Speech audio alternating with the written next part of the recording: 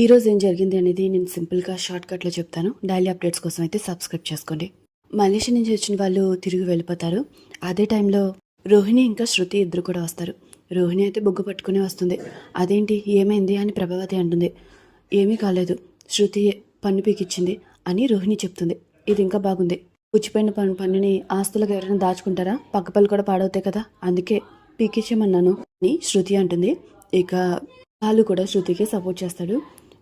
వాళ్ళు ఇప్పుడు దాకా ఉండి వెళ్ళిపోయారు, నువ్వు కూడా ఉండుంటే మీ నాన్న గురించి వాళ్ళతో మాట్లాడేవాళ్ళం, ఏమైనా హెల్ప్ చేసేవాడేమో అని ప్రభావతి అంటుంది. పన్ను నొప్పిగా ఉందని నేను వెళ్ళి రెస్ట్ తీసుకుంటానని చెప్పేసి రోహిణి అక్కడి నుంచి వెళ్ళిపోతుంది. ఇక అందరూ కూడా అలాగే చూస్తుంటారు. బాలు మీనా పక్కకు వచ్చి మాట్లాడుకుంటారు. అబద్ధం చెప్తే ఏమవుతుంది, పళ్ళు రాలుతాయి అని నవ్వుకుంటూ ఉంటారు. ఇంతలో శృతి వస్తుంది.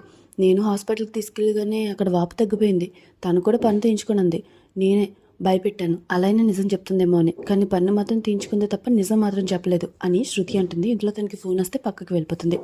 ఇంకా శృతికి తన గురించి పూర్తిగా అర్థమైనట్లేదు అని బాలు అంటూ ఉంటాడు.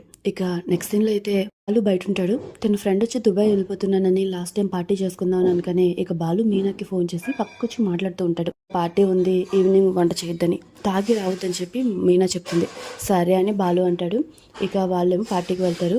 మీనా ఏమో భయపడుతూ ఉంటుంది, బాలు తాగి వస్తాడేమోనని. ఇక నైట్ అవుతుంది. శృతి రవికి ఫోన్ చేస్తుంది. బట్ రవి మాత్రం మీటింగ్లో ఉంటాడు.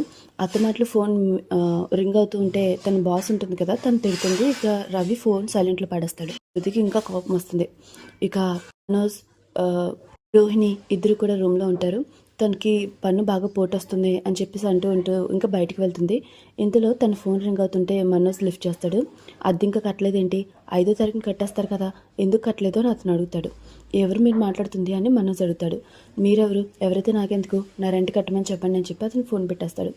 ఇక రోహిణి లోపలికి రాగానే నువ్వు ఎవరికైనా రెంట్ కడుతున్నావా, ఫోన్ చేశారేంటి అని మనోజ్ అడుగుతాడు. నా ఫోన్ నువ్వు లిఫ్ట్ చేసావా, ఎందుకు చేసావు, నాకు క్లయింట్ చేస్తారు కదా అని రోహిణి మాట మారుస్తూ ఉంటుంది. అది కాదు విషయం, ముందు విషయం చెప్పు, ఏం దాస్తున్నావు నా దగ్గర అని తను గట్టిగా అడుగుతూ ఉంటాడు. ఇక రోహిణి ఇలా అంటూ ఉంటుంది. ఏమీ లేదు, నా ఫ్రెండ్ విద్య ఉంది కదా, తనకేమో జాబ్ లేదు, 2 months నుంచి ఇబ్బంది పడుతుంటే రెంట్ నేనే కడుతున్నాను అంతే అని అబద్ధం చెప్తూ ఉంటుంది రోహిణి. నువ్వు నా దగ్గర ఎన్ని విషయాలు దాస్తావు, ఆ డబ్బు తీసుకున్న విషయం దాచావు, ఇప్పుడు ఈ విషయం దాచావు, ఇంకా ఎన్ని విషయాలు దాస్తావు, నాకు చాలా అదిగా అనిపిస్తుంది, ముందు నాకు సారీ చెప్పు అని మనోజ్ అంటాడు. నేనేం తప్పు చేయలేదు, నేనెందుకు సారీ చెప్పాలి, అసలు చెప్పను అని చెప్పేసి రోహిణి అంటుంది. ఇక వీళ్ళిద్దరు ఎలాగో కొట్టుకుంటారు. ఇక రవి శృతి కూడా రూమ్లో కొట్టుకుంటూ ఉంటారు. నా ఫోన్ ఎందుకు లిఫ్ట్ చేయట్లేదు, ఈ మధ్య నువ్వు మారిపోయావని చెప్పేసి శృతి కూడా అంటుంది. రవి కూడా నేను మీటింగ్లో ఉన్నాను, అలా ఎలా లిఫ్ట్ చేస్తాను, అయినా సరే రవి కూడా సారీ చెప్తూ ఉంటాడు. బట్ శృతి మాత్రం వినిపించుకోదు. అందరూ కూడా డిన్నర్కి కూర్చుంటారు. ఇక ప్రభావతి తన హస్బెండ్, 3 కొడుకులు ఉంటారు. బాలు అలాగే కూర్చుని ఉంటే మీనా చాలా కోపంగా వచ్చి అన్ని పెడుతుంది. ప్రభావతి అడుగుతుంది, ఏమైందో మీ అబ్బాయిని అడగండి, కూర్చున్నాడు కదా అని చెప్పేసి అంటూ ఉంటుంది. అదే టైంలో రోహిణి వస్తుంది. మనోజ్ని చూసి తిట్టేసి అక్కడి నుంచి వెళ్ళిపోతుంది. ప్రభావతి అడిగితే మీ అబ్బాయిని అడగండి అని వెళ్ళిపోతుంది. శృతి వస్తుంది, రవిని కూడా ఇష్టం వచ్చినట్టు తిట్టేస్తుంది. నీకేమైందంటే మీ అబ్బాయిని అడగండి అని చెప్పి వెళ్ళిపోతుంది. ఇక మీనా ఏమో వాళ్ళ మావయ్యకి మాత్రమే వడ్డించి మీరు వడ్డించుకోండి, నాకు ఒళ్ళు మండుతుంది అని చెప్పి మీనా అంటుంది. ఇక్కడితో అయితే ఈరోజు కథ కంప్లీట్ అవుతుంది. సో నెక్స్ట్ ఎపిసోడ్లో ఏం జరిగింది తెలుసుకోవాలనుకుంటే తప్పకుండా సబ్స్క్రైబ్ చేసుకోండి. Thanks for watching.